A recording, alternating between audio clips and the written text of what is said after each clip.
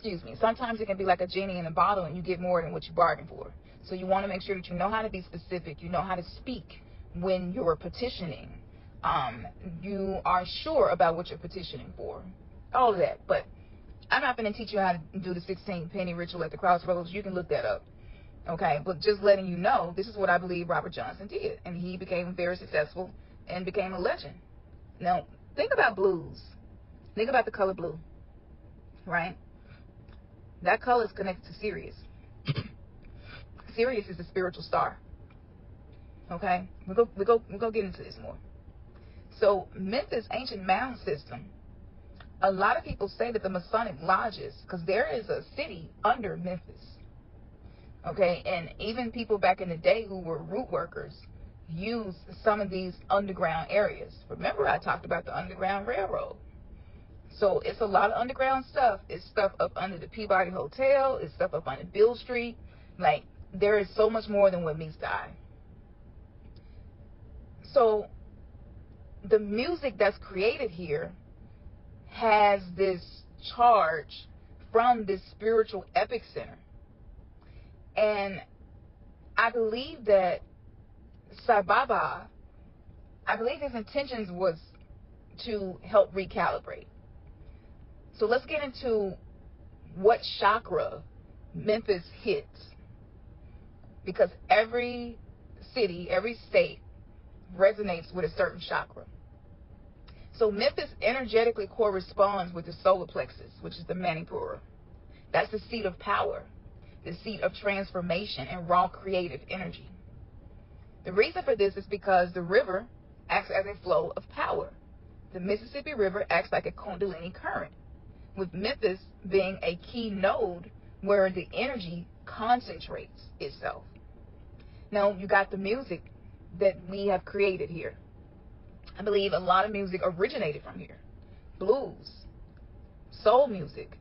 We have the legacy again of B.B. King, Elvis, Stax Records. The list go on and on. Isaac Hayes. It channels sacred sound vibrations. And it carries a very similar power as mantras, actually. Seed mantras. And this activates the solar plexus.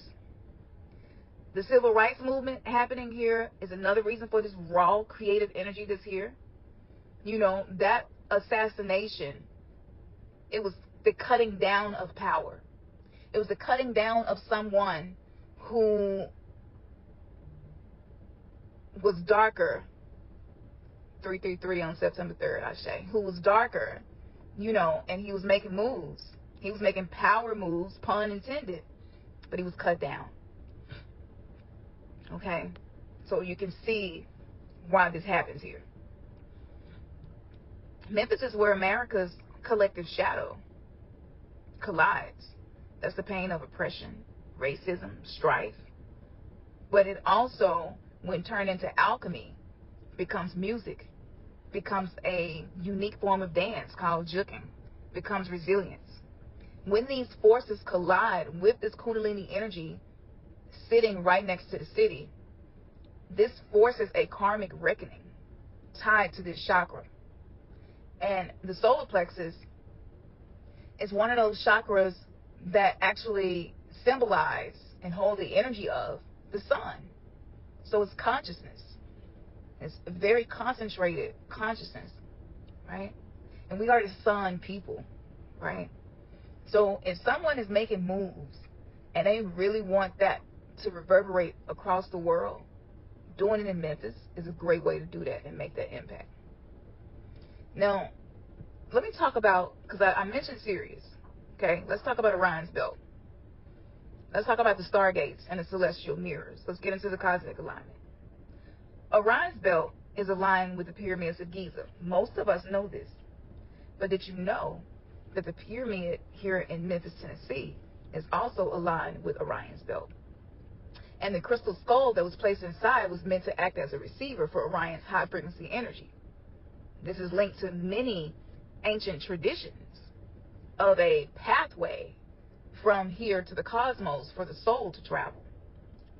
Now, the river's serpentine path mirrors the Sirius B